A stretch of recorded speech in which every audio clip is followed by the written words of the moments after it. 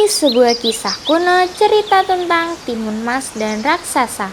Pada zaman dahulu, hiduplah seorang wanita sebatang kara bernama Mbok Srini. Dia sangat menginginkan seorang putri. Suatu hari, Mbok Srini kelelahan setelah mencari kayu bakar. Dia pun beristirahat di sebuah tempat. Namun, tiba-tiba datanglah seorang raksasa yang besar dan kuat. Hai wanita tua, serahkanlah anakmu sekarang juga. Aku tidak punya anak. Bohong, Kalau kamu mau, makan aku saja. makan kamu. Kemudian raksasa besar itu memberikan biji timun kepada Mbok Srini. Konon jika sudah tumbuh, timun itu akan berwarna emas. Jika sudah masak, di dalam timun emas itu akan muncul seorang putri. Rawatlah dia dan berikan makan cukup agar dia tumbuh sehat. Saat dia berumur 6 tahun, aku akan datang dan menagih putri itu.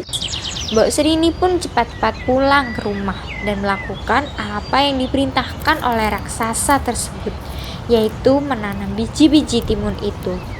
Waktu berlalu begitu cepat. Kini timun sudah masak dan sudah waktunya untuk dipanen. Betapa terkejut dan harunya Mbok Srini ketika mendapati seorang putri yang memiliki paras cantik dari dalam timun emas itu.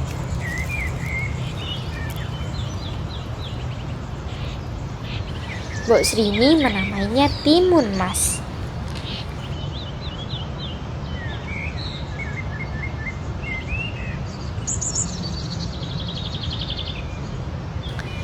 Mbok Srini sangat bingung memikirkan nasib putrinya, hingga dalam suatu mimpi seorang pertapa menyuruh untuk pergi ke atas gunung.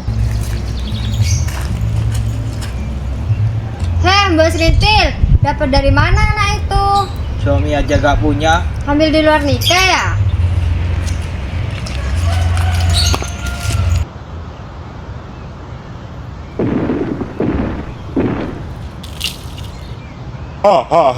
Serahkanlah anakmu sekarang juga. Begini, beri waktu aku 2 tahun, agar 2 tahun itu santapanmu semakin lezat. Benar kan? Baiklah 2 tahun, kalau tidak kalian berdua akan kumakan. Camkan itu. Mbok Srini akhirnya mengikuti pertapa itu. Timun Mas, Mbok beberapa hari akan ke Gunung Kidul. Jika kamu lapar, kamu bisa makan ikan asin dan nasi di dapur. Mbok, bolehkah saya ikut?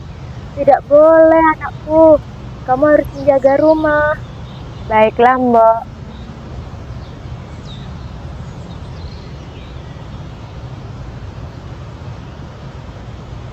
Permisi, Kiai. Maaf, Kiai. Maksud kedatangan saya kemari ingin meminta bantuan pada Kiai. Bantuan apa itu, Mbok? Begini, Kiai. Saya mempunyai seorang anak bernama Timun Mas, dan anak tersebut akan dijadikan santapan raksasa besar. Saya tidak ingin anak saya menjadi santapan raksasa. Saya merasa sayang pada putri itu, Kiai, dan saya harap Kiai bisa membantunya. Berikan ini kepada anakmu. Ini berisi biji timun, jarum, garam, dan terasi. Berikan ini jika anakmu dikejar raksasa itu. Baik, Kiai. Terima kasih, Kiai.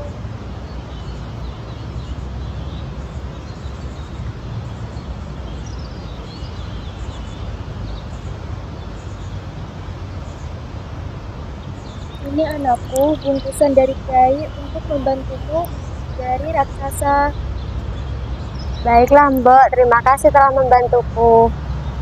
Timun Mas yang tidak sengaja bertemu raksasa di hutan, lantas Timun Mas menyelamatkan diri dengan cara melemparkan bungkusan yang diberikan pertapa kepada raksasa tersebut.